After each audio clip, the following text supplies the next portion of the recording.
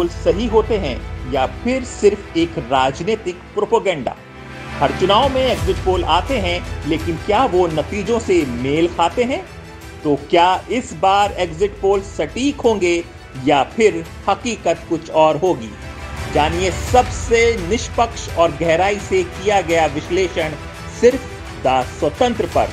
जुड़े रहें हमारे साथ और जानें सच्चाई। अरविंद केजरीवाल को नकार दिया है दिल्ली के लोगों ने। देखो, एग्जिट पोल मुझे तो कल रात को ही सुनाई पड़े थे, मैं जब लौट कर आया था। अगर आप एग्जिट पोल ही माने तो ठीक है, उनकी सरकार बन रही है, लेकिन मेरा ये फीलिंग है कि एग्जिट पोल जो है शायद आम आदमी पार्टी को उतना नहीं आंकड़े, ज्यादा कमजोर आंकड़े। मुझे नहीं लगता इतना खराब उनकी स्थिति रहेगी। देखिए, जब मसाज करने वाली और स्पा चलाने वाली कंपनियां एग्जिट पोल करेंगी तो एग्जिट पोल के नतीजों का क्या किया जाएगा ये आप लोग बहुत अच्छे तरीके से समझ सकते हैं।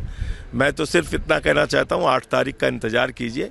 प्रचंड बहुमत के साथ आम आदमी पार्टी की सरकार बनेगी दिल्ली में। नमस्कार, द स्वतंत्र पर आप सभी का स्वागत है। इस समय हम एग्जिट पोल्स पर बात करने के लिए यहाँ पर इकट्ठा हुए हैं, क्योंकि कल कुछ पोल कंपनियों के एग्जिट पोल सामने आए थे। आज सभी की निगाहें हैं कि Axis My India, C Voter जैसे टुडेज चाणक्य जैसी बड़ी कंपनियां जिनके कल एग्जिट पोल नहीं आए थे, उनके एग्जिट पोल आज आने हैं। एक्सिस माई इंडिया का एग्जिट पोल अब हमारे सामने कुछ कुछ आने लगा है। हालांकि फाइनल फिगर उनकी अभी कुछ मिनटों में आएगी, लेकिन उसमें बीजेपी को भारी बढ़त दिखाई दे रही है। दिल्ली चुनाव में एक्सिस माई इंडिया भी बीजेपी को बड़ी बढ़त दे रहा है। जो कास्ट वाइज उन्होंने सर्वेक्षण किया है, करीब 13,000 लोगों में यह सर्वेक्षण किया है और 48% लोग बीजेपी को वोट दे रहे हैं, करीब 42% लोग आम आदमी पार्टी को वोट दे रहे हैं। एक्सिस माई इंडिया के इस पोल के मुताबिक जो बात निकल कर आ रही है कि जेंडर वाइज भी अगर इसमें देखा जाए तो बीजेपी को 50 के करीब लोग मेल पुरुष वोट दे रहे हैं और 46% महिलाएं वोट दे रही है, जबकि आम आदमी पार्टी को 40% पुरुष और 44% महिलाएं वोट दे रही हैं। और साउथ दिल्ली यानी दक्षिणी दिल्ली की 10 सीटों में से 5 सीटें बीजेपी और 5 सीटें आम आदमी पार्टी जीतते हुए दिखाई दे रही है। नॉर्थ ईस्ट दिल्ली, वहां पर बीजेपी 6 सीटें और आम आदमी पार्टी 4 सीटें जीतते हुए दिखाई दे रही है।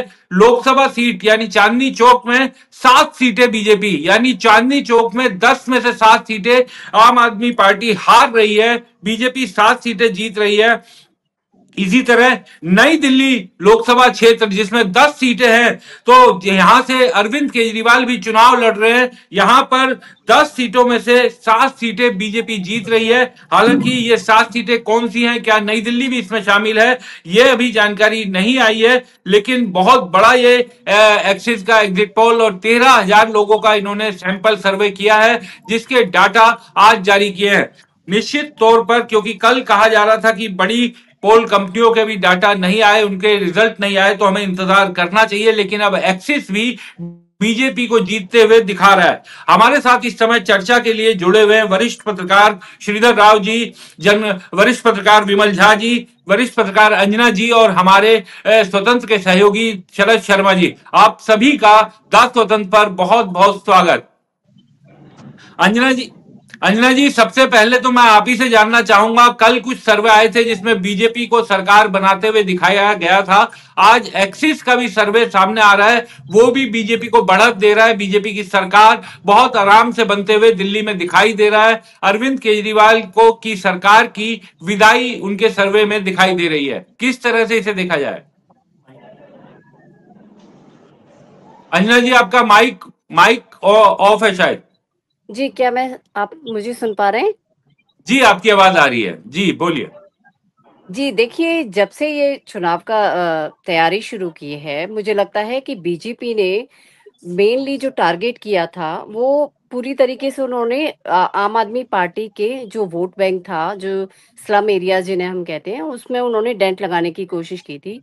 इसमें उन्होंने एक लंबे समय से काम कर रहे थे। और रही बात, अगर आप बात करें कि किस तरीके से ये सर्वे है, तो देखिए, सर्वे की विश्वसनीयता को थोड़ा शक की निगाह से देखा जा रहा है, क्योंकि जिस तरीके से पिछले दिनों सर्वेज आए हैं और परिणाम बिल्कुल उसके उलट रहे हैं, तो थोड़ा सा इसमें शंका लोगों के मन में है, और मुझे लगता है कि इसमें स्पष्ट रूप से कुछ भी कहना मेरे लिए मुश्किल होगा। थोड़ा इंतजार करना चाहिए कि 8 तारीख का कि किस तरीके के परिणाम आ रहे हैं। लेकिन जितना भी मैं घूमी हूँ क्षेत्र में, मुझे लगता है कि निश्चित तौर पे बीजेपी के लिए थोड़ा सा एज है। जिस तरीके से केजरीवाल के शीश महल वाले जो काम था उसे डेंट किया है उनकी इमेज को, पूरी राजनीति को ही उन्होंने डेंट हुई है आम आदमी के मन में। एक जो उनकी इमेज थी आम आदमी वाली, वो कहीं ना कहीं डेंट हुई है। तो मुझे लगता है कि एज तो है बीजेपी के लिए।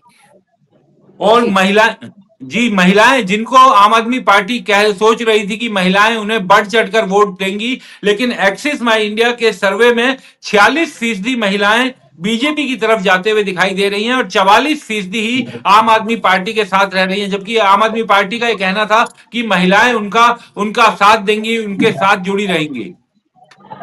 जी, देखिए, महिलाओं को लेके शुरू से अगर देखा जाए तो प्रधानमंत्री नरेंद्र मोदी जी की जो योजनाएं हैं, उन्होंने पूरे देश में प्रभावित किया है महिलाओं को, और एक भरोसा उन्होंने प्रधानमंत्री जी के उसमें योजनाओं में दिखाया है।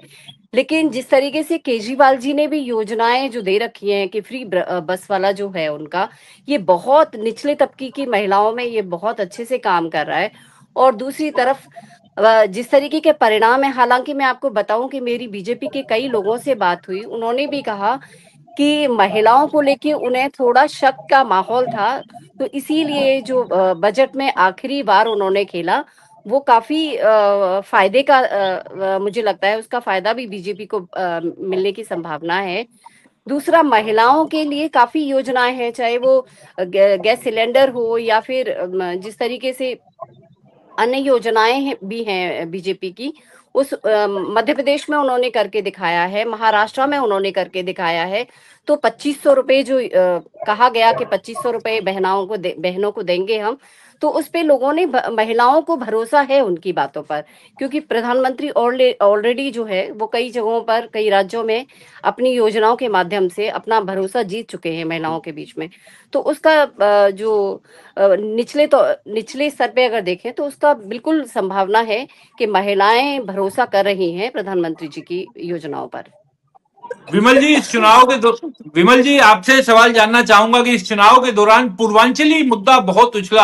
आम आदमी पार्टी ने कहा कि बीजेपी ने कम पूर्वांचली लोगों को टिकट दिया और केवल 4 या 5 लोगों को टिकट दिया। आम आदमी पार्टी ने ज्यादा, करीब 10-11 लोगों को टिकट दिया था पूर्वांचल समाज से आने वाले। लेकिन इस सर्वे में जो हम देख पा रहे हैं कि बिहार से आने वाले, बिहार के मूल निवासी, उनमें से भी 50% लोग बीजेपी को वोट दे रहे हैं और 43% आम आदमी पार्टी को दे रहे हैं। और यूपी और एमपी से आने वाले 48% लोग बीजेपी को वोट दे रहे हैं और 42% आम आदमी पार्टी को वोट दे रहे हैं। इसका मतलब पूर्वांचल और उत्तर भारत के बाकी इलाकों से के मूल निवासियों ने भी बीजेपी पर ज्यादा विश्वास जताया है। इस सर्वे में दिखाई दे रहा है।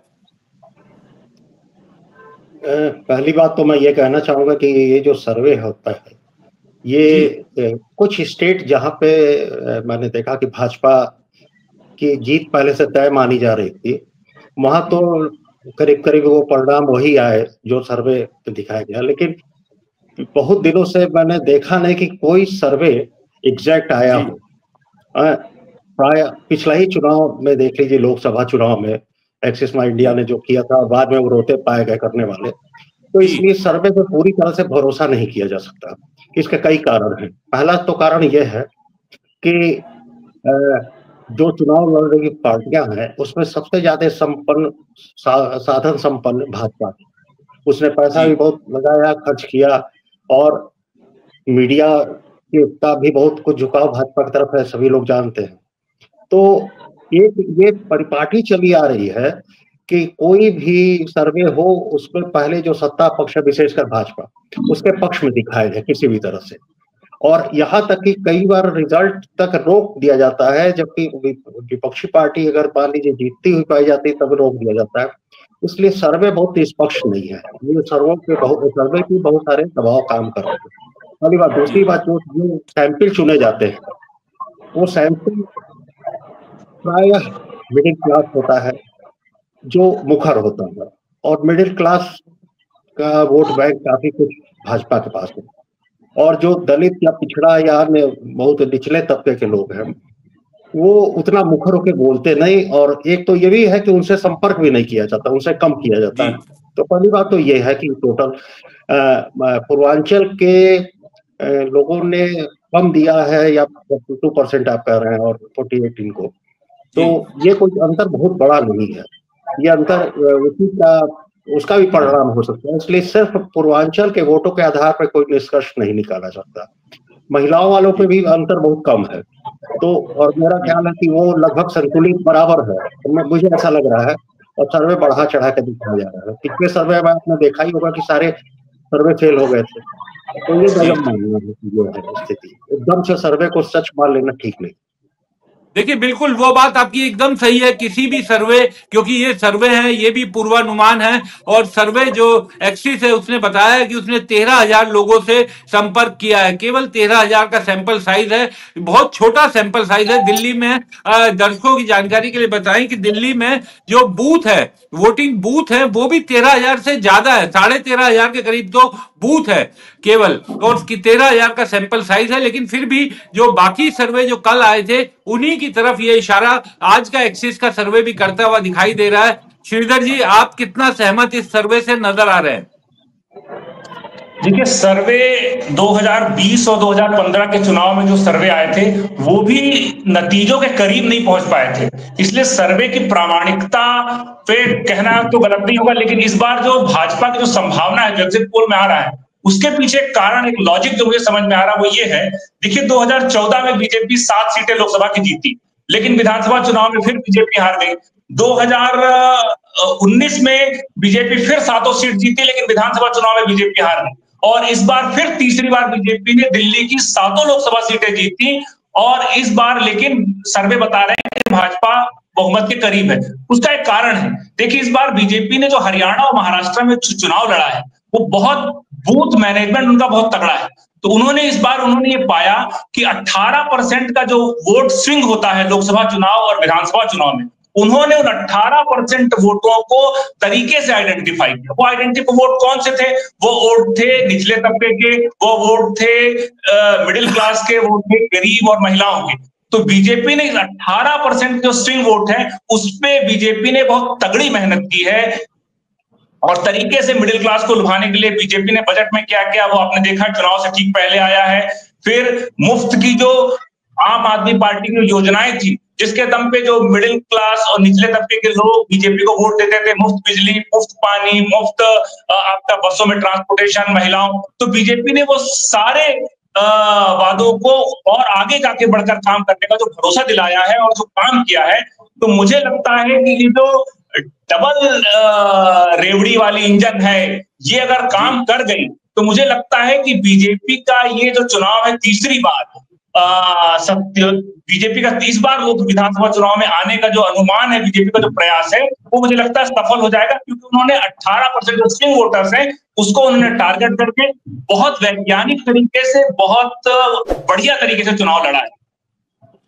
शरद, इस समय हम अपने दर्शकों को बताना चाहेंगे कि एक्सिस माई इंडिया के सर्वे में बीजेपी की बड़े मैंडेट के साथ सरकार बनाई जा रही है। एक्सिस माई इंडिया के मुताबिक बीजेपी 45 से 55 सीटें जीत सकती है। 48% उसे वोट शेयर मिल रहा है। ये दिल्ली में बीजेपी को विधानसभा चुनाव में मिलने वाला हाईएस्ट वोटर टर्नआउट होगा, अगर ये सर्वे की बातें सही साबित हुई। 42% वोट आम आदमी पार्टी को मिलना जा रहा है इस सर्वे के मुताबिक, और 7% वोट कांग्रेस को मिल रहा है।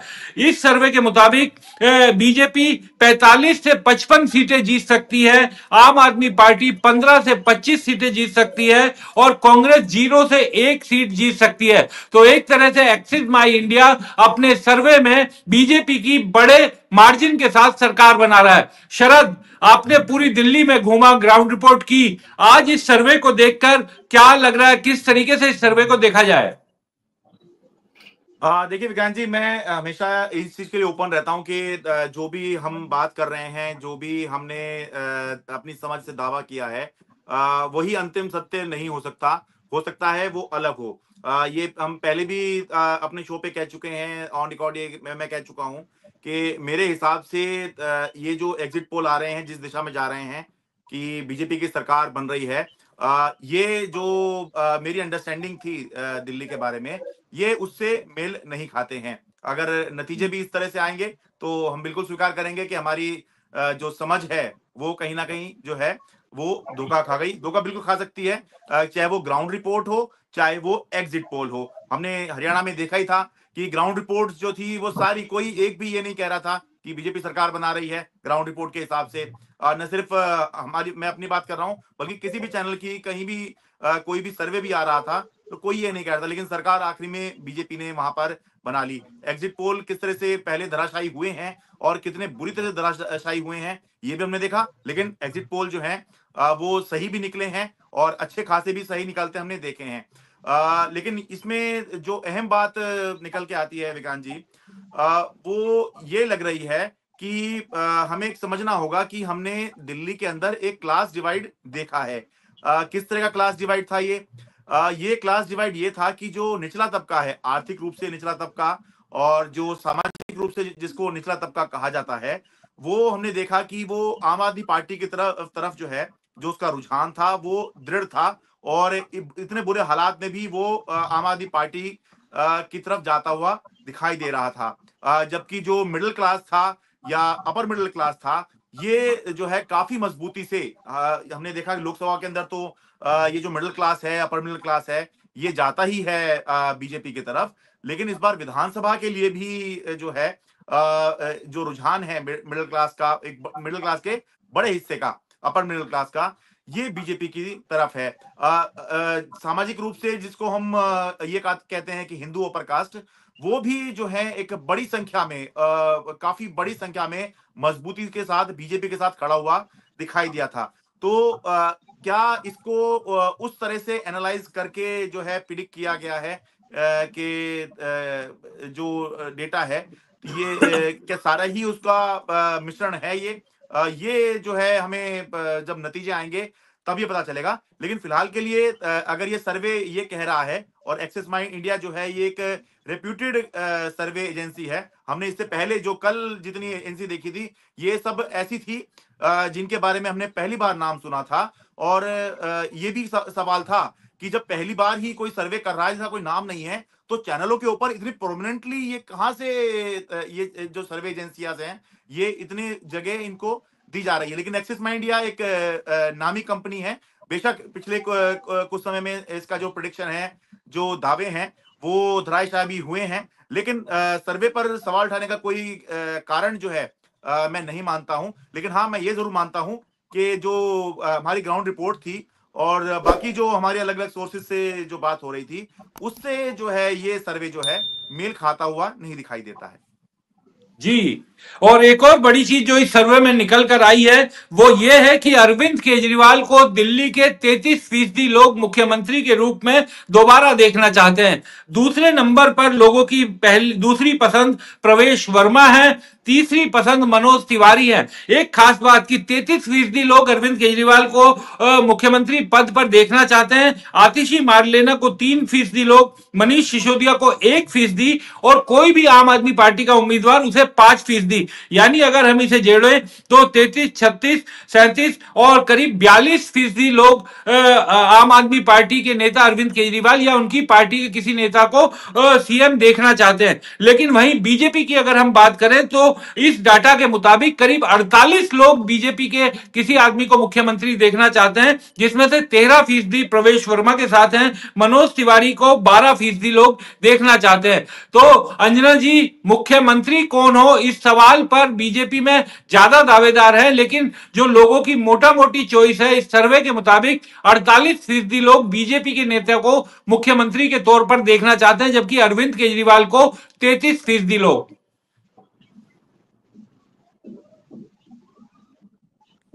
जी, देखिए ये तो कहना बड़ा मुश्किल है, खासकर बीजेपी के बारे में कि उनका सीएम फेस कौन होगा, ये तो रिजल्ट आने के बाद ही पता चलेगा। लेकिन मैं एक यहाँ पर बात कहना चाह रही थी कि जब बात हो रही थी महिलाओं को लेकर, तो मुझे याद आता है कि 1 साल पहले मैं जब फील्ड में घूम रही थी तो कुछ महिलाओं से, जो कि काफी स्लम एरियाज में रहने वाली महिलाएं थी, उनसे मेरी बात हुई। तो उनका साफ कहना था कि बीजेपी जो है वो बिल्कुल भी पावर में नहीं आनी चाहिए, और केजरीवाल जब तक मैं बहुत स्पष्टता से कहना चाहती हूँ कि उनका कहना था कि जब असली जो सूर्य उगेगा भारत में, वो उस दिन उगेगा जिस दिन केजरीवाल देश के प्रधानमंत्री बनेंगे।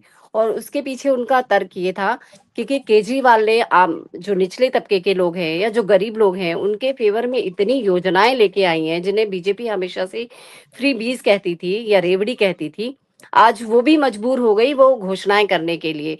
लेकिन 1 साल के अंदर केजरीवाल की जो छवि है उसमें कितना परिवर्तन आया है, इसका अंदाजा इससे लगाया जा सकता है कि चुनाव के दौरान जब मैं गई तो महिलाओं का कहना था कि 11 साल केजरीवाल पर हमने भरोसा करके देखा, उन्होंने 1,000 रुपए देने के लिए हमें कहा था, लेकिन अभी तक हमारे अकाउंट में 1 रुपया तक नहीं आया। लेकिन बीजेपी पे हम भरोसा कर सकते हैं क्योंकि मध्य प्रदेश में वो दे रहे हैं, छत्तीसगढ़ में वो दे रहे हैं, महाराष्ट्र में उन्होंने लागू कर दिया है। तो ये भी महिलाओं के जो बीजेपी की तरफ जो झुकाव है उसका एक बड़ा कारण मुझे लगता है ये भी है, जो कि हमारे सर्वे भी कहीं ना कहीं इस चीज को रिफ्लेक्ट कर रहे हैं। दूसरी बात मैं ये कहना चाहती हूँ कि देखिए, मुख्यमंत्री कौन होगा ये मतलब मुझे लगता है कि बीजेपी का भी शायद ही कोई व्यक्ति हो जो ये बता पाए कि सीएम दिल्ली का कौन हो सकता है। लेकिन जो नाम चर्चाओं में है, देखिए प्रवेश वर्मा को कहा गया था, जिस तरीके से पहले ही घोषित कर दिया था, और केजरीवाल के मतलब खिलाफ उन्होंने नई दिल्ली से चुनाव लड़ा। तो मुझे लगता है कि प्रवेश वर्मा हो सकते हैं, या फिर सुनने में तो ये भी आ रहा है कि कई लोगों से मेरी बात हुई बीजेपी में, तो उनका ये भी कहना था कि हो सकता है कि किसी सांसद को चीफ मिनिस्टर का चेहरा बनाया जा सके। जी, तो मनोज तिवारी का भी नाम इसमें है, मनोज तिवारी का भी नाम इसमें लोगों की पसंद में है। और प्रवेश वर्मा 13% लोगों की पसंद है, तो 12% लोग मनोज तिवारी को भी देखना चाहते हैं। विमल जी, किस तरीके से इसे देखा जाए, क्योंकि मुस्लिम वोट बैंक पर कहा जा रहा था कि दिल्ली में वो किस तरफ जाएगा, क्या कांग्रेस मुस्लिम वोट को बांट पाएगा? तो इस सर्वे के मुताबिक मुस्लिमों में से 5% मुस्लिम बीजेपी को वोट दे रहे हैं, 74% आम आदमी पार्टी को वोट दे रहे हैं और 15% के केवल कांग्रेस के साथ गए हैं। तो इस सर्वे के मुताबिक तो दिल्ली के मुस्लिमों ने एकजुट होकर लगभग 75% वोट अरविंद केजरीवाल को दिया। तो क्या अरविंद केजरीवाल की जो योजनाएं थी, जो जिस तरीके से बीजेपी ने भी वो योजनाएं सब लागू करने की बात की, ये तमाम कारण रहे और उनकी सरकार पर जो भ्रष्टाचार के आरोप लगे, अगर यही जो सर्वे में आया यही नतीजे में बदलता है तो क्या कारण आप समझते हैं इसके पीछे? देखिए, ये माना जा रहा था कि मुसलमान किसको वोट देंगे, ये सोचा जा रहा था, क्योंकि अरविंद केजरीवाल ने दंगे के दौरान कुछ नहीं किया और ना निकले और ना उनके पास गए। कुछ लोगों ने रिक्वेस्ट किया, उन्होंने मना कर दिया, उनके लोगों ने भी, तो उन इलाकों में गए ही नहीं। तो ये तो माना जा रहा था कि मुसलमानों में एक नाराजगी है और बहुत कुछ हिस्सा इसका कांग्रेस को जाएगा। लेकिन ऐसा लगता है कि वो मुसलमानों ने कोई एक पक्ष चुना चाहा जो सत्ता के पास रहे। कांग्रेस को वोट दे करके उन्हें ऐसा लगा होगा एक बार को कि ये बेकार हो जाएगा, कोई फायदा नहीं। तो हो सकता है कि ये सर्वे में जो आ रहा है वो काफी हद तक सच के करीब हो, और यही कारण है कि जो सर्वे दिखा रहा है एक तरफा भाजपा की जीत, उस पर डाउट हो रहा है। क्योंकि अगर 75% मुसलमान वोट कांग्रेस के को नकार के आम आदमी पार्टी के साथ खड़ा है, तो इसका मतलब कि मुकाबला इतना नहीं है। हाँ, ये भी सही है कि यहीं पे एक बात और आती है कि एग्जिट पोल में जिन लोगों से संपर्क किया गया उसमें से मुसलमान कितने थे, और मुसलमान कितने थे तो आपको मालूम है कि कोई मुसलमान मुखर होके नहीं बताएगा इस माहौल में कि किसको दिया जाए। इसलिए मैं सर्वे पे बार बार सवाल उठा रहा हूँ कि सर्वे शायद वो नहीं, परिणाम वो नहीं आएगा जो दिखा रहा है। एक शरद ने कहा कि जो निचला तबका है, मतलब जो गरीब तबका है, निचला तबका है, वो दृढ़ प्रतिज्ञ होकर पड़ा था आम आदमी पार्टी के साथ, लेकिन मिडिल क्लास का झुकाव था, बजट भी मिडिल क्लास के पक्ष में काफी चीजें घोषणाएं कर रहा था। तो ये कोई नई बात नहीं है, मिडिल क्लास यहाँ पर भाजपा को देता रहा है योजनाएं, केजरीवाल की योजनाओं का लाभ भी लेता है, लेकिन वो करता रहता है भाजपा को। तो वो मिडिल क्लास का उसके पक्ष में खड़ा हो जाने का बहुत मतलब नहीं है, वो पहले से ऑलरेडी था। और दलित, अगर मान लीजिए कि दलित या पिछड़ा या जो भी केजरीवाल को के प्रति था कि समर्पित था कि उसको देंगे, और मुसलमानों का एक बड़ा तबका है, तो मुझे लगता है कि परिणाम का जो अंतर दिखाया जा रहा है उतना नहीं है, बहुत मतलब बहुत नजदीकी मुकाबला है, पहली बात। दूसरी बात, कौन मुख्यमंत्री होगा ये तो खैर कोई भाजपा अध्यक्ष भी नहीं जानते होंगे। तो लेकिन एक बात मैं जरूर बता दूं, जो कि भाजपा को कोई मुख्यमंत्री 5 साल पूरा नहीं करेगा, वो बदल दिया जाएगा या बदलने की परंपरा है। तो ये जरूर मैं आपको बता सकता हूँ, इसकी मैं गारंटी लेता हूँ। अभी तो खैर हम सर्वे के मुताबिक, अगर सर्वे का यही नतीजा बनता है उस पर बात कर रहे हैं विमल जी। मुख्यमंत्री बनना बदलना ये तो उसके बाद देखा जाएगा। लेकिन श्रीधर जी, एक चीज जो अभी जिसकी तरफ अंजना जी ने भी इशारा किया, क्या बीजेपी की जो उन्होंने बाकी राज्यों में डिलीवरी की है, क्योंकि दिल्ली में रेवड़ी कल्चर पर बीजेपी, चाहे प्रधानमंत्री हो या बीजेपी के वरिष्ठ नेता हो, वो लगातार सवाल उठाते रहे थे कि इससे देश की अर्थव्यवस्था को नुकसान पहुंचेगा। लेकिन बाद में बीजेपी ने भी कहा कि सारी जन कल्याणकारी योजनाएं जारी रहेंगी। अरविंद केजरीवाल ने 2100 रुपए देने की बात की तो बीजेपी 2500 पर आ गई। तो क्या आपको लगता है कि बीजेपी ने जिस तरीके से अपने वायदे किए उसने भी जनता के जहन में कुछ असर किया है? देखिए, पंजाब में आम आदमी पार्टी की सरकार बनी। आम आदमी पार्टी ने पंजाब में दिल्ली की तर्ज पर यूं ही वादे तो कर दिए कि मुफ्त में बिजली, मुफ्त में पानी, मुफ्त में सारी सुविधाएं, लेकिन वो पंजाब में उस तरह दिल्ली की तर्ज पर पंजाब में वो सुविधाएं डिलीवर नहीं कर पाई। और बीजेपी चूंकि अब जनता को ये विश्वास दिलाने में कामयाब हो गई कि केंद्र में भी उसकी सरकार है और राज्य में भी अगर उसकी सरकार आती है, जैसे कि महाराष्ट्र, हरियाणा और मध्य प्रदेश और बाकी राज्यों में जहां, तो जिस तरह से वो केंद्र के दम पर और राज्यों के दम पर अपनी जो फ्रीबीज है, जो रेवड़ी बांट रही है, जो महिलाओं सम्मान की है, जो छात्रों को छात्रवृत्ति देना है, गर्भवती महिलाओं को जो योजनाएं देनी है, वो देने में सक्षम है। आम आदमी पार्टी अब उस तरह से पंजाब के बाद पंजाब में जिस तरह से उसने अविश्वास नाकाम रही, उसके बाद बीजेपी दिल्ली की जनता को अगर ये कन्वे करने में कामयाब रहती है कि आम आदमी पार्टी अब वो उस दमदारी से आपको मुफ्त की रेवड़ी नहीं दे सकती क्योंकि उसके पास स्रोत नहीं है। और बीजेपी ने ये भी साबित कर दिया कि इस फ्रीबीज के चक्कर में आम आदमी पार्टी भ्रष्टाचार के दलदल में डूब गई है। और इस तरह के जो तमाम भ्रष्टाचार के आरोप लगे अरविंद केजरीवाल और उनकी सरकार पर, उन सब के कारण मुझे लगता है कि बहुत मुश्किल हो जाएगी अरविंद केजरीवाल का जनता का तीसरी बार विश्वास जीतना। और बीजेपी मुझे लगता है कि अपने केंद्र के दम पर, नरेंद्र मोदी की सरकार के दम पर ये जनता के बीच कम्युनिकेट करने में कामयाब हो पाएगी, मुझे ऐसा लगता है। शरद, आम आदमी पार्टी, क्योंकि कल भी सर्वे आया, आम आदमी पार्टी ने कहा कि इन सर्वेों पर यकीन नहीं करते।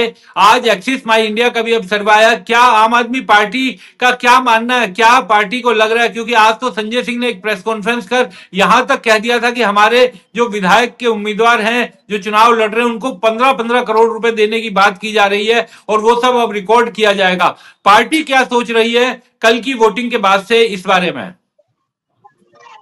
विक्रांत जी, पहले मैं विमल जी की बात में कुछ जोड़ना चाह रहा हूं। जैसे विमल जी बता रहे थे कि मिडिल क्लास तो पहले भी था, बीजेपी के साथ में खड़ा हुआ था, प्रधानमंत्री मोदी के साथ खड़ा हुआ था, ये बात बिल्कुल है।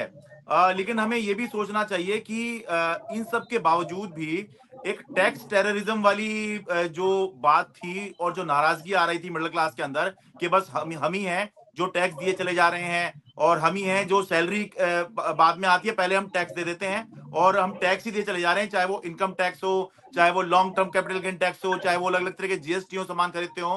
तो ये एक जो है मिडिल क्लास के अंदर नाराजगी आ रही थी। और एक और बात, जो सरकारी कर्मचारी वर्ग था उसमें भी नाराजगी देखी गई थी। आपको मैं याद दिलाना चाहूंगा, लोकसभा चुनाव जब दिल्ली में हुए तो उसमें नई दिल्ली, दिल्ली कैंट और आरकेपुरम, ये 3 जो विधानसभा सीटें थी नई दिल्ली लोकसभा के अंदर, इसमें जो है आम आदमी पार्टी ने लीड बनाई थी, बावजूद इसके कि आम आदमी पार्टी चुनाव नहीं जीत पाई, लेकिन ये 3 सीटों पर लीड बनी थी। अब इससे मैसेज ये गया था कि सरकारी कर्मचारी जो है उसमें कहीं ना कहीं एक नाराजगी है या उदासीनता है मौजूदा केंद्र सरकार के प्रति, बीजेपी के प्रति? इस वजह से जो है आपने देखा होगा, संभव है कि केंद्र सरकार ने इसकी वजह से भी जो पे कमीशन का अनाउंसमेंट किया उसका कारण एक ये भी रहा हो। और उसके बाद मैं नई दिल्ली के कुछ इलाकों में गया था, वहां लोग ये कह रहे थे कि पे कमीशन अनाउंस कर दिया, इससे हमें खुशी है और इससे हमें फायदा होगा। तो संभव है कि ये जो दो अनाउंसमेंट हुई बजट में, 12 लाख तक की इनकम टैक्स में छूट दी गई और पे कमीशन अनाउंस किया गया, तो जो नाराजगी मिडिल क्लास में हो सकती थी होने की बात नहीं है, नाराजगी थी, और जो सैलरीड क्लास में नाराजगी थी वो दूर करने की कोशिश अपने कदम से केंद्र सरकार ने की। विक्रांत जी, आप आम आदमी पार्टी का पूछ रहे थे। आम आदमी पार्टी अभी भी कॉन्फिडेंट दिखाई दे रही है कि सरकार वही बना रही है। बेशक नंबर कम होने की बात वो स्वीकार कर रहे हैं कि हाँ, नंबर कम होगा, और नंबर कम होने के बहुत सारे कारण हैं। केवल ये कारण नहीं है कि एंटी इनकम्बेंसी है, केवल ये कारण नहीं है कि अरविंद केजरीवाल पे आरोप लग गए, केवल ये कारण नहीं है कि बीजेपी ने शीश महल का आरोप लगा दिया या और तरह के आरोप लगा दिए। एक नेचुरल एंटी इनकम्बेंसी भी होती है कि जब आप 10 साल शासन करते हैं तो उसके बाद सीटें आपकी कम हो ही सकती हैं। जो केंद्र की मोदी सरकार है, इस पर तो कोई आरोप नहीं थे। सारा का सारा मीडिया भी इसके साथ में था और सारा जो है जयगान भी चल रहा था। उसके बावजूद भी 400 पार करते करते गठबंधन की सरकार बनाकर आज जो है केंद्र की सरकार बैठी हुई है। तो ये असेसमेंट है आम आदमी पार्टी का कि समवेयर 45 से 50 तक जो है, 50 से तो नीचे ही बोल रहे हैं, 50 तो टच नहीं कर पाएंगे, लेकिन संभव है कि लगभग 45 सीट के आसपास में जो है आम आदमी पार्टी जो है वो इस चुनाव में जीत पाए। और लगभग 20 से 25 ये आम आदमी पार्टी ही असेसमेंट कर रही है कि लगभग बीजेपी जो है इसके आसपास रहनी चाहिए। एक और बात है विक्रांत जी, इसको आप आगे बात करिएगा इसमें, कि जो सर्वे दिखा रहा है ये 0 से 3 जो है, या 1 से 3 जो अदर्स में दिखा रहा है, कहीं ये AIMIM की तरफ इशारा तो नहीं कर रहा है? क्योंकि कांग्रेस के लिए तो अलग से इशारा हो गया है, क्योंकि अगर कोई पार्टी सीट निकालने की स्थिति में दिल्ली में हो सकती है इस समय, तो वो कोई और पार्टी नहीं होगी, वो AIMIM होगी जो 2 सीटों पे लड़ रही है, मुस्तफाबाद, ओखला। और हमने देखा भी था कि लोगों में सेंटिमेंट तो थे, हालांकि सीट जीतने की स्थिति है कि नहीं ये पता नहीं, लेकिन सेंटिमेंट थे कि ताहिर हुसैन और शिफाउर रहमान ये जो जेल से आए और पुलिस की घेरेबंदी में इन्होंने जिस तरह प्रचार किया, तो कुछ लोग ऐसे जरूर थे जो ये कह रहे थे इनके साथ गलत हुआ है और इनको वोट देकर जो है एक कड़ा मैसेज देने की वो कोशिश करेंगे। तो कहीं ये AIMIM की बात तो नहीं कर रहे हैं? ऐसा होता है तो ये पहली बार ही होगा कि दिल्ली में जो है ओवैसी की पार्टी, हैदराबाद वाले ओवैसी की पार्टी का दिल्ली में खाता खुल जाएगा, अगर ऐसा होता है तो। बिल्कुल। और इस समय टुडेज चाणक्य ने भी अपने नंबर जारी कर दिए हैं। टुडेज चाणक्य भी दिल्ली में बीजेपी की सरकार बनवा रहा है और टुडेज चाणक्य के सर्वे के मुताबिक बड़े मार्जिन के साथ दिल्ली में बीजेपी की सरकार बनने जा रही है। टुडेज चाणक्य बीजेपी को 51 सीट दे रहा है, प्लस माइनस, हालांकि उन्होंने 6 सीटों का रखा है, यानी कि 51 सीट दे रहे हैं, प्लस माइनस एरर रखा है 6 सीटों का। और आम आदमी पार्टी को 19 सीट दे रहे हैं और वहां पर भी 6 सीटों का एरर रखा है। टुडेज चाणक्य के मुताबिक आम आदमी पार्टी को दिल्ली में 41% वोट मिलने जा रहा है, जबकि बीजेपी को 49% वोट मिल रहा है और इसमें प्लस माइनस 3% हो सकता है। तो बहुत बड़ा मार्जिन टुडेज चाणक्य भी दे रहा है। तो अब तो अंजना जी 2 बड़े सर्वे आए हैं, टुडेज चाणक्य और एक्सिस माई इंडिया, दोनों के डाटा। आखिरी सवाल हम सभी अपने विशेषज्ञों से, एक्सपर्ट से यही जानना चाहेंगे कि अब तो दोनों के डाटा आ गए हैं और दोनों के डाटा लगभग एक जैसे जाते हुए दिखाई दे रहे हैं और 50 के आसपास बीजेपी को सीट मिलती हुई दिखाई दे रही है इस सर्वे में। अंजना जी, टुडेज चाणक्य भी सर्वे वही कह रहा है लगभग जो एक्सिस माई इंडिया कह रहा था। जी, मैं एक चीज कहना चाहूंगी कि ये जो जितने भी सर्वे आए हैं और उसमें बीजेपी को जो बढ़त मिली हुई है, उसका सबसे बड़ा एक कारण है कि इस बार बीजेपी ने बहुत ही प्लानिंग के साथ पूरा कैंपेन, पूरा इलेक्शन मैनेजमेंट किया है। अगर आप शुरू से ही देखेंगे तो बीजेपी ने कहाँ टारगेट किया? आम आदमी पार्टी के मेन वोट बैंक को टारगेट किया। इसके लिए उन्होंने अपने नेताओं को एक दिन झुग्गी में स्टे करने का भी निर्देश दिया। तो आप देखेंगे कि जितने भी सारे नेता थे जो झुग्गियों में एक ये मैसेज होता था कि बीजेपी अगर पावर में आती है तो वो झुग्गियों को तुड़वा देगी, उनके घर उन्हें बेघर कर देगी। तो इस मैसेज को एकदम पॉलिश करने के लिए उन्होंने वन डे स्टे किया, सभी नेताओं ने, जितने भी उनके सांसद थे या उनके जितने भी पदाधिकारी थे दिल्ली स्तर के या फिर केंद्र के जो मिनिस्टर तक ने वहां जाकर स्टे किया और वहां के लोगों की जो प्रॉब्लम्स थी उनको जानने की कोशिश की। उसके लिए एक स्पेसिफिकली विष्णु मित्तल जी जो कि महामंत्री हैं बीजेपी में, उनको जिम्मेदारी दी गई कि पूरा कैंपेन डिजाइन किया जाए कि किस तरीके से जो दिल्ली के स्लम एरियाज हैं वहाँ प्रॉब्लम्स क्या क्या हैं, बिजली की क्या प्रॉब्लम्स हैं, क्या जो आम आदमी पार्टी अपनी यूएसपी बताती है कि भाई बिजली के बिल नहीं आते हैं, उसमें सच्चाई कितनी है। और आपको जानकर हैरानी होगी कि मैं कई जगहों पर गई भी, वहां पर निश्चित तौर पे जिनकी अपनी झुग्गियां हैं उनको तो फ्री बिजली का फायदा मिल रहा है, लेकिन बहुत सारे वहां पर किराएदार भी हैं, लेकिन उन किराएदारों को मुफ्त बिजली का फायदा नहीं मिल रहा था। पानी एक बड़ी समस्या है इन एरियाज में, तो वो लोग भी बहुत परेशान थे। और मैं आपको बताऊं कि कितने ही लोग जो हैं वो उस दौरान जब जो शराब का था कि एक के साथ एक फ्री शराब की गई, तो कई सारे लोगों को, इसमें महिलाओं को विशेष तौर पे बहुत आपत्ति थी, क्योंकि कई महिलाओं का, मैं काफी जो स्लम एरियाज में घूमती हूँ, मैं वहां जाकर महिलाओं से बहुत मिली और कई महिलाओं ने ये तक शिकायत की कि ये जो पॉलिसी लाई है ये बहुत ही खतरनाक पॉलिसी है, ये हम महिलाओं के लिए विशेषकर, क्योंकि क्या होता है कि महिलाएं अपने बच्चों को पालन पोषण के लिए घरों में काम करती हैं और जब वो जो कमा कर लेके आती हैं, कई बार पति ने, अभी तक वो उनका कहना था कई महिलाओं का कि अभी तो पति केवल एक बोतल पीते थे, अब तो एक के साथ एक फ्री कर दिया, तो वो दिन भर पी के पड़े रहते हैं, काम करने नहीं जाते, हम जो कमा कर लेकर आते हैं वो भी हमसे छीन लेते हैं, मारपीट हमसे ज्यादा हो रही है। तो इसमें बहुत ज्यादा रोष था महिलाओं में आम आदमी पार्टी की जो पॉलिसीज थी उसको लेकर। और दूसरी बात, और बीजेपी ने इस सेक्टर, इन प्रॉब्लम्स को समझा और उन्होंने बहुत ही टारगेटेड तरीके से इन क्षेत्रों में काम किया। मैं आपको बताऊं कि जो बीजेपी के विस्तारक थे जो कि संघ की शाखाओं से लोग आते हैं, वो पिछले 6 महीने से दिल्ली में आए हुए थे और लगातार इन क्षेत्रों में काम कर रहे थे गोपनीय तरीके से, चुपचाप, ज्यादा से ज्यादा महिलाओं से मिलना, ज्यादा से ज्यादा लोगों से मिलना, उनकी पॉलिसीज को समझाना। तो ये वनडे का गेम नहीं है, जो रिजल्ट या जो भी जो आंकड़े हमें बता रहे हैं, जो एग्जिट पोल हमें बता रहे हैं, ये एक लंबी एक्सरसाइज है जिस पर काम कर रही थी बीजेपी और बहुत ही सुनियोजित तरीके से काम कर रही है। विमल जी, हालांकि आप सर्वे पर सवाल उठा रहे थे, लेकिन दो बड़े पोल कंपनियां, टुडेज चाणक्य और एक्सिस माई इंडिया, दोनों के सर्वे की दिशा लगभग एक जैसी ही नजर आ रही है। मैं सर्वे पे सवाल नहीं उठा रहा था, मैं ये कह रहा था कि जो अंतर दिखाया जा रहा है बहुत ज्यादा एक तरफा भाजपा के पक्ष में, ये डाउटफुल है। और इसका तर्क मैंने ये दिया था कि जो बुकर तबका है वो प्राय भाजपा के साथ रहता है और बने जो उच्च एक सोशियो इकोनॉमिक स्टेट में जो ऊपर के तबका है वो रहता है और मुखर होकर बोलता है।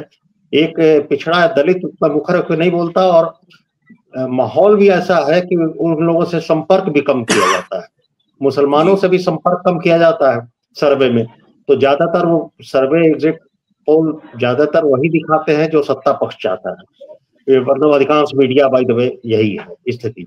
अब जब दो बड़े सर्वे आए हैं तो उसमें से उसके आधार पर माना जा सकता है कि परिणाम शायद इसके आसपास हो, लेकिन एग्जैक्ट वो तो नहीं आएगा, ये तय है। रहा सवाल तैयारी की बात है, तो भाजपा चुनाव खत्म होने के बाद से ही तैयारी में लग जाती है अगले चुनाव की, ये बार बार लोग कहते रहे। और केजरीवाल को तो कभी भी उन लोगों ने स्वीकार नहीं किया, हालांकि दूसरे बार चुनाव जीतने के बाद या तीसरे बार चुनाव जीतने के बाद केजरीवाल जी ने बहुत कोशिश की, माननीय आदरणीय तक करने लगे भाजपा के नेताओं के साथ, एलजी साहब को भी करने लगे, लेकिन उन लोगों ने स्वीकार नहीं किया कि कभी ये इनके साथ तालमेल रखा जाए। इसलिए वो लोग लगातार इस प्रयास में लगे रहे कि केजरीवाल के खिलाफ मुहिम चलती रहे और किया जाए। और तमाम लोगों ने, हालांकि बहुत लोगों का कहना है कि बहुत सारे मामले गलत भी हटाए गए, गलत उठा के और उन पे नेताओं पे आरोप लगाया गया और बाद में वो लोग छूटते गए या जमानत हो गई या कई कई मामले ऐसे साफ आए भी हैं और सिर्फ दिल्ली ही नहीं कई जगहों पे तो साफ साफ आया। तो ये लोग करते रहे। हाँ, मनीष सिसोदिया ने जरूर शिक्षा के क्षेत्र में काम करके जो नाम कमाया था, वो शराब के क्षेत्र में क्रांतिकारी काम करके उन्होंने अपनी और पार्टी की छवि को बहुत नुकसान पहुंचाया। इस पर कोई, हालांकि ये लोग नहीं मानेंगे कि सिर्फ सिसोदिया इसके करता धरता थे, पार्टी के एक पत्र रही होगी, पार्टी इस पर होते थे तो उन्होंने किया, लेकिन इससे सिसोदिया की छवि को सबसे ज्यादा नुकसान हुआ और उनकी छवि को नुकसान होने का मतलब था कि पार्टी का एक बहुत बड़ा नेता जब है और स्वयं उसके चपेट में केजरीवाल भी आ गया और शायद सिसोदिया को अपनी जीत पे भरोसा नहीं था पटवारगंज इलाके से, इसलिए उन्होंने शायद खुद ही छोड़ा इस सीट को और वहां जंगपुरा से चुनाव लड़ रहे थे। तो ये तो जरूर है कि कुछ नेताओं ने छवि उनकी वजह से बिगड़ी, तो ठीक है, लेकिन परिणाम पर मैं आउटराइट खारिज नहीं कर रहा था, लेकिन मैं ये कर रहा था कि बहुत ही अतिशयोक्ति भरा है और शरद भी यही कह रहे हैं कि बहुत ग्राउंड निचले तबके में वो जा ही रहे थे और देख रहे थे कि सब थे। और रही बात तैयारी है उसकी, अब ये चुनाव में कोई मुद्दा और ये शायद नहीं रहता है, अब चुनाव रेवड़ी पर आधारित हो गया है और संयोग से रेवड़ी देने में भाजपा निश्चित रूप से आम आदमी पार्टी से ज्यादा आगे रहेगी। तो हो सकता है कि परिणाम उसके सर्वे के बहुत करीब तो नहीं लेकिन लगभग। श्रीधर जी, आपसे ये जानना चाहूंगा, क्योंकि अगर 50 से ऊपर या 50 के आसपास बीजेपी लाती है, हालांकि आप पहले भी कह रहे थे कि बीजेपी इस बार बहुत अच्छा करेगी, लेकिन 50 या उसके आसपास आएगी तो एक तरह से जो कहा जा रहा था कि ये पूरा वेवलेस इलेक्शन है, किसी के पक्ष में कोई लहर नहीं है, तो ये एक तरह से ये तो रेफरेंडम भी हो जाएगा अरविंद केजरीवाल को लेकर। आप इस बारे में क्या सोचते हैं? देखिए, आप हो गए, शरद जी हो गए, आप लोगों ने जमीन पे जनता के बीच जाके बहुत तरीके से लोगों को जाना है, परखा है। हम मुंबई में बैठे हैं, लेकिन जो मुझे समझ में आ रहा है, जो मैं जान पा रहा हूं, वो ये है, देखिए 2015-2020 में जब अरविंद केजरीवाल सत्ता में आए थे, तब वो एक उम्मीद बनकर आए थे, एक विश्वास बनकर आए थे, जनता के बीच एक ईमानदार छवि को लेकर आए थे और उस ईमानदार और जनता ने उन पर भरोसा किया। लेकिन पिछले 10 सालों में जनता को क्या मिला? जनता को उन्होंने दिया शराब नीति का घोटाला, वक्फ बोर्ड घोटाला, बस घोटाला, सीसीटीवी घोटाला, यमुना सफाई घोटाला, क्लासरूम घोटाला, ऐसी तमाम अनियमितता। देखिए, मनीष सिसोदिया कितना बढ़िया काम कर रहे थे शिक्षा के क्षेत्र में, इतना बढ़िया नाम चल रहा था, लेकिन वहां पे भी वो क्लासरूम घोटाला की चपेट में आ गए और उनकी जो सरकारी स्कूल 1-2 स्कूलों तक सिमट कर रह गए। तो कहने का मतलब ये है कि अरविंद केजरीवाल ने जिस दिन जनता के बीच में अपने नाकामी की माफी मांग ली, उसी दिन उन्होंने इस चुनाव को गंवा दिया, ये मान लीजिए आप। और सबसे बड़ा जनता का जो विश्वास था, उस विश्वास को उन्होंने ठेस पहुंचाया है, ये उसका खामियाजा भुगत रहे हैं। 10 साल उन्हें जनता ने दिए भरोसे के। 10 साल उन्होंने क्या किया? 10 साल उन्होंने एलजी के साथ लड़ाई करने में बिता दी।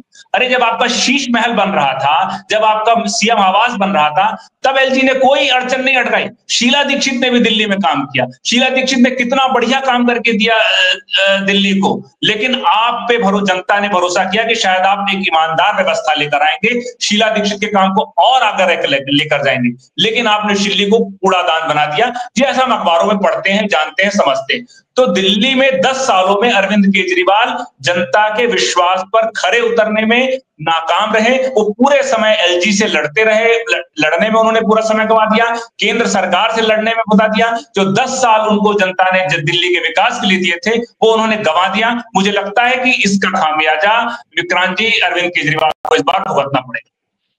जी शरद, एक अंतिम सवाल कि अगर यही जो चुनावी सर्वे में बताया जा रहा है, अगर यही नतीजे में परिलक्षित होता है, यही बदलता है, तो आम आदमी पार्टी के लिए बहुत मुश्किलें खड़ी हो जाएंगी। पंजाब केवल उनकी जो सरकार है, वहां पर भी कांग्रेस के रिवाइवल की भी सवाल उठने लगेंगे। पार्टी के भविष्य पर भी बड़े सवाल इस फैसले के बाद, अगर इसी तरीके का नतीजा आता है, तो उठने की संभावना है।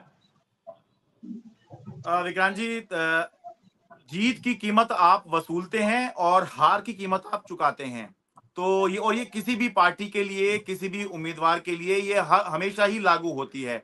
आपको याद होगा जब आम आदमी पार्टी ने पंजाब जीता तो इस जीत की कीमत उसने वसूली की, उसका चर्चा बहुत हो गई। और उसके बाद जब वो गुजरात में भी गए तो एक अच्छा खासा स्पेस जो है, जो लोग हैं, जो चर्चा थी वो उनको मिलनी शुरू हो गई। अगर उन्हें पंजाब नहीं जीता होता और फिर वो गुजरात जाते तो उस तरह की चर्चा या उस तरह का स्पेस उनको नहीं मिल पाता।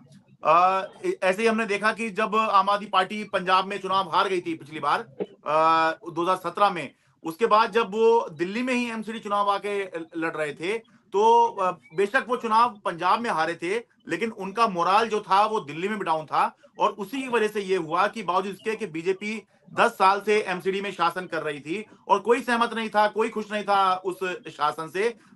हर कुछ दिनों में जैसे अभी बात चल रही थी कि लड़ने में रहता था अरविंद केजरीवाल का एलजी के साथ में, तब एमसीडी के में ये हुआ करता था हर कुछ दिनों में जो सफाई कर्मचारी थे वो स्ट्राइक कर दिया करते थे क्योंकि उनको उनकी तनख्वाह नहीं मिल रही होती थी। तो इसके बावजूद भी कि तमाम तरह की समस्याएं थी, खामियां थी नगर निगम में, तब भी बीजेपी चुनाव जीत गई क्योंकि उस समय बीजेपी जो है यूपी के अंदर बहुत बड़े बहुमत के साथ चुनाव जीतकर आई हुई थी और आम आदमी पार्टी पंजाब में हार के आई हुई थी। तो उसका खामियाजा जो है आम आदमी पार्टी ने भुगता। तो ये तो है ही कि अगर आम आदमी पार्टी ये चुनाव हार जाती है तो इसके बाद आम आदमी पार्टी जो है को उसकी कीमत जो है चुकानी पड़ेगी। कि एक तो जब आप हारते हैं तो जनमानस के मन से जाता है कि हाँ इसने गलत किया था या ये गलत कर रहा था, ये वाले तरीके इसके ठीक नहीं थे, पहले तो इसने ये कहा था अब ये हो गया था, ये वाली बातें ज्यादा हो जाती हैं। और अगर जीत जाए, अगर आम आदमी पार्टी जीत गई तो फिर जो है अच्छी अच्छी बातें चर्चा में शुरू हो जाती हैं कि हाँ ये वाली बात तो है कि अरविंद केजरीवाल ने इस तबके के लिए काम किया, हाँ ये बात तो है अरविंद केजरीवाल ने बिजली फ्री कर दी, हाँ ये बात तो है पूरे देश में सबसे सस्ती बिजली जो है वो दिल्ली के अंदर ही आती है। तो ये सब बातें होंगी। तो ये सब बातें जो है अब 8 तारीख के बाद के लिए हमें छोड़ देनी चाहिए क्योंकि ये होगा तो ये होगा ही, इसको कोई रोक नहीं सकता है। जी बहुत बहुत शुक्रिया आप सभी का। इस चर्चा को यहीं विराम देते हैं। इस चर्चा में स्वतंत्र के साथ जुड़ने के लिए आप सभी का बहुत बहुत शुक्रिया।